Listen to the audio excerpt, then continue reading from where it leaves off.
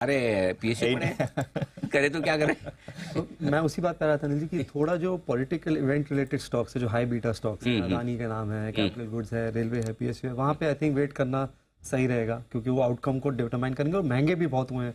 अब पीएसयूज में देखिए $200 बिलियन से पूरा मार्केट कैप $700-800 बिलियन हो गया है। 4x पूरा इंडेक्स चला है, कुछ स्टॉक्स 5-6x हुए हैं, लेकिन कुछ जो अच्छे हैं नाम जो चले ही नहीं है, जैसे एचडीएफसी बैंक है, कोई फर्क ही नहीं पड़ता है कौन सी सरकार कहाँ पे है। और कुछ जैसे एफएमसीजी नाम है, क्योंकि मुझे लगता है कि अगर let's say worst case change हो जाता है वर्डिंग, तो रूरल फोकस तो दोनों सरकारों का है। थोड़ा आप जीडीपी का भी नंबर देखेंगे तो जीबीए जो फार्म का आया वो सिर्फ 1.4 आया, तो रूरल डिस्ट्रेस तो है, इसे एडमिट करना पड़ेगा। तो आई थिंक कहीं ना कहीं वो सेफ पोजीशनिंग शायद मार्केट अभी इस टाइम कर रहा है कि सेफर हेवन में है। तो नॉन पॉलिटिकल स्टॉक्स, अगर मैं वर्ड यूज कर सकूं, थोड़ा कंट्रोवर्शियल वर्ड है, उसकी फोकस से रेडी रखिए। अगर आपको कुछ अच्छे बार्गेन मिलते हैं तो थोड़ा हिम्मत दिखाएंगे तो थोड़ा सा शायद रिस्क रिवॉर्ड बेटर होगा। बिल्कुल। तो ये है, ये पॉइंट बहुत अच्छा आपने दिया है कि सरकार कोई भी हो, एफएमसीजी शेयरों पे तो फोकस रखना ही रखना है। और जो रूरल इकोनॉमी है जो थोड़ी सी ढीली ढाली दिख रही है, कोई भी सरकार बन के आएगी, किसी भी सिचुएशन में बन के आएगी, उसको आगे तो इसको बढ़ाना ही होगा। तो गिरावट में एफएमसीजी शेयरों में निवेश करने की राय गुरमीत सर की तरफ से आ रही है। एक और अनिल जी, इसमें देखिए एनएससी 500 के अंदर एफएमसीजी का वेट अभी 8% हुआ है, which is the lowest one. और जब भी ये वेट इतना नीचे जाता है उसमें रिकवरी आती है। आप कमेंट्री देखिए रूरल इकोनॉमी के ऊपर, जो भी कमेंट्री आई कंपनीज की, वो बहुत पॉजिटिव आई है।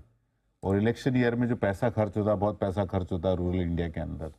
और पोस्ट इलेक्शन चाहे किसी की भी सरकार आएगी, because what the mandate is very clearly showing कि थोड़ा रूरल इकोनॉमी के ऊपर वोटर्स ज़्यादा शायद नाराज दिख रहे हैं, because UP is one of the most rural state in India. तो वहाँ दिख रहा है। तो मुझे लगता है किसी की भी सरकार आई, पैसा तो वहाँ बटना तय। और सरकार के पास अभी इतना बड़ा पैसा टैक्स कलेक्शन के रूप में आ रहा है, जीएसटी हो गया, income tax, corporate tax, STT, toll tax, इतना भयंकर पैसा आ रहा है। तो पैसा बांटने को तो बहुत कुछ है। बिल्कुल ठीक बात है। और इस बीच कांटे की टक्कर चल रही है उत्तर प्रदेश में। अभी 40 सीटों पर बीजेपी है और 38 सीटों पर कांग्रेस है, यानी कि मामला बराबर टक्कर का चल रहा है। हाँ, और एक्चुअली किसी ने भी इस स्टेट पे क्वेश्चन नहीं किया था। हाँ, people had a question on Bihar, people had a question on Karnataka, Maharashtra, Karnataka, Bengal, Rajasthan पे था। बंगाल पे भी नहीं था, बंगाल पे भी इम्प्रूव होना ही था, लेकिन इस पे किसी का भी मतलब डाउट नहीं था। भर भी डाउट नहीं, यहाँ तो बात ही नहीं होती थी कि बढ़ के ही आएंगी, बढ़ के आएगी। मतलब जो वर्स्ट हाईएस्ट जो सर एग्जिट पोल में आए थे आंकड़े यूपी के, चाणक्य के ऊपर में 75 सीटें तक दिया था एग्जिट पोल में। अभी बंगाल में देखिए, सपोज दिस इज ट्रू कि 25 पे टीएमसी है, बीजेपी 15 पे है। आई थिंक ये भी देखना है कि वोट शेयर क्या रहा, जो नॉन टीएमसी वोट शेयर वो कहाँ गया।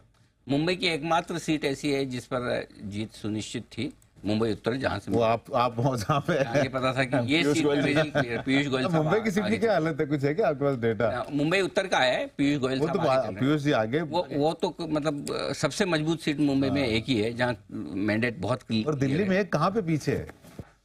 चांदनी चौक मेरे ख्याल शायद। चांदनी चौक